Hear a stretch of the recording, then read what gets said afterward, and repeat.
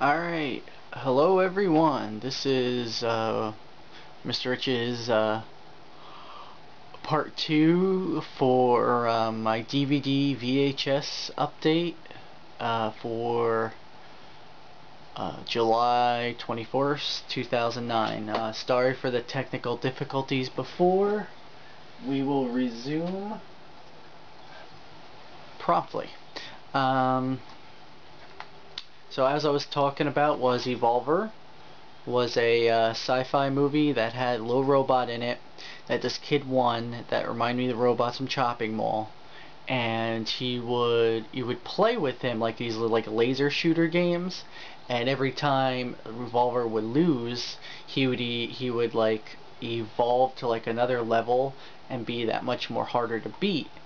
But like his programming like fucks up or something, because he used to be like a military item or a military robot of some sort that they're trying to do for like home purposes, and I don't know, it's just and like the fucking robot just goes crazy, start killing people, and it's like the main character's job, whose name is Ethan Rendell, which only thing I remember him from other than that, he played a character in Empire Records, and he was a little snotty kid on Dutch with Ed O'Neill.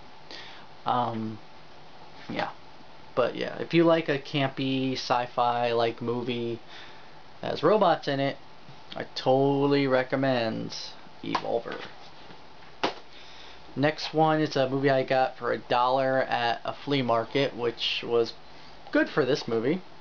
It's the special edition that has no real specialness about it. Smokey and the Bandit. Old Burt Reynolds movie from 1977. I don't know, it's one of those guilty pleasure movies that I like, and I only really like the first one. And the special features on this are a making of, which from what I remember looking at, it was only like 10 minutes, and this like thing that goes on like when you're watching the movie about how like what CB phrases mean, and like some like parts of it, like you'll see like somebody go like into the movie, be like, this is the spot in Grand Rapids, Georgia place, you know, and be like, you know, that's where like, you know, the bandit jumped the car, and be like, great, I don't care, I want to watch Smokey and the fucking Bandit. I mean, who really wants to have an on location for Smokey and the Bandit? I mean, granted, it's kind of cool. At the same time, who cares? Okay, I got 2 riff tracks here. One is for Harry Potter and the Prisoner of Azkaban, which is really interesting, I thought. Really funny. It's probably the funniest riff tracks for Harry Potter that's been out yet. They have one for the Sorcerer's Stone, Chamber of Secrets, and now this one. I really want to see the one for Goblet of Fire, because that will be really funny. Now, my next one here, this is the only way to watch this movie, I believe, because if you watched it regularly, you want to kill yourself.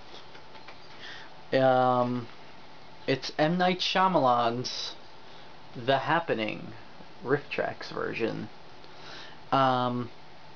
This movie's terrible. There's no emotion in it. Mark Wahlberg just going around, I don't know what he's doing. He doesn't react to anything. Him and his wife, girlfriend, whatever, just, it's like murder scenes.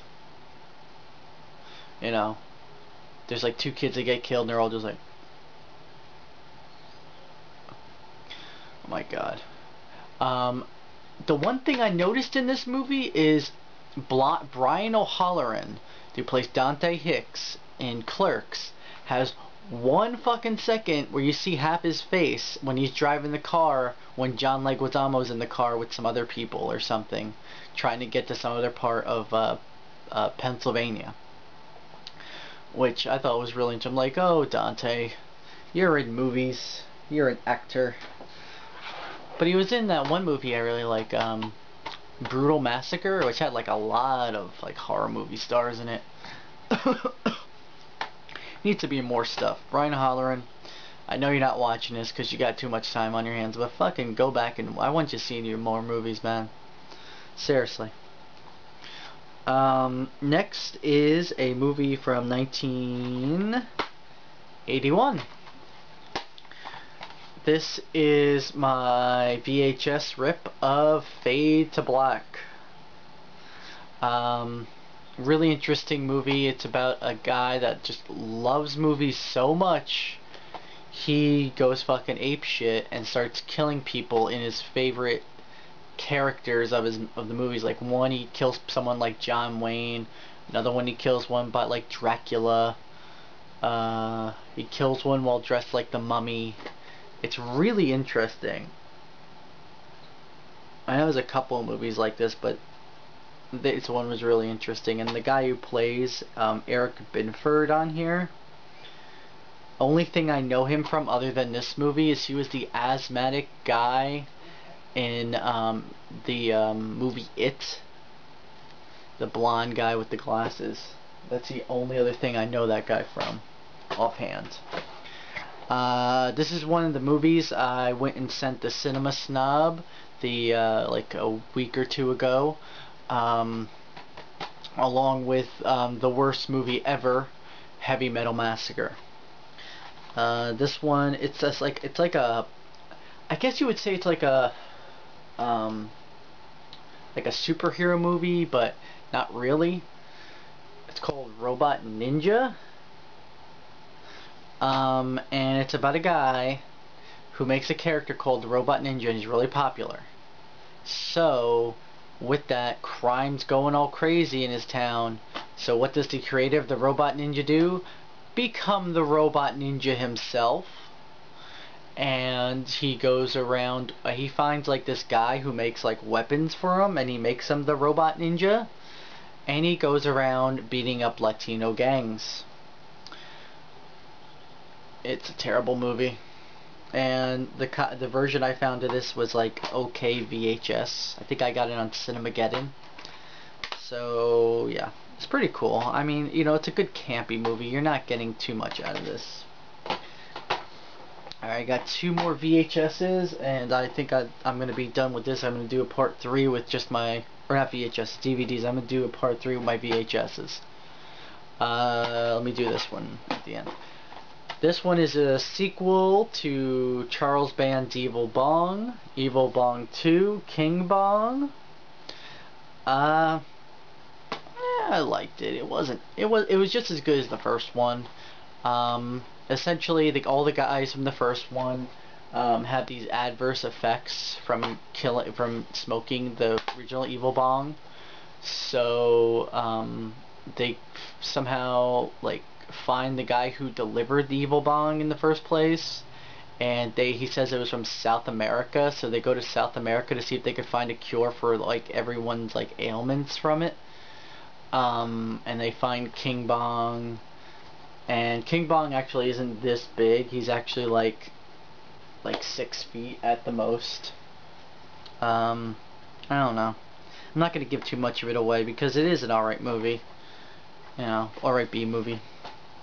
Lastly is another Julie Landers movie called Dr. Alien. I believe this is also owned by Full Moon.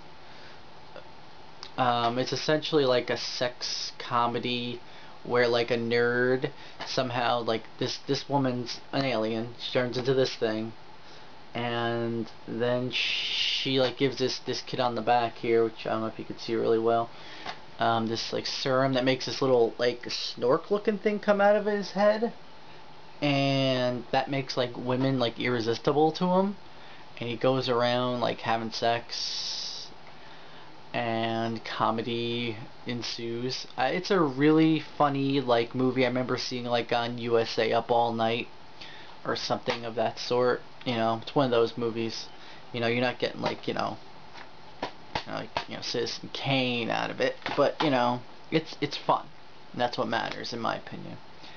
Right, that's it for right now. I got like 30 seconds to go. Sorry this is so damn long, but I got a lot of shit and I had a phone call, so Alright, one more to go. I'm do some VHSs that I got at the flea market. Alright, see ya.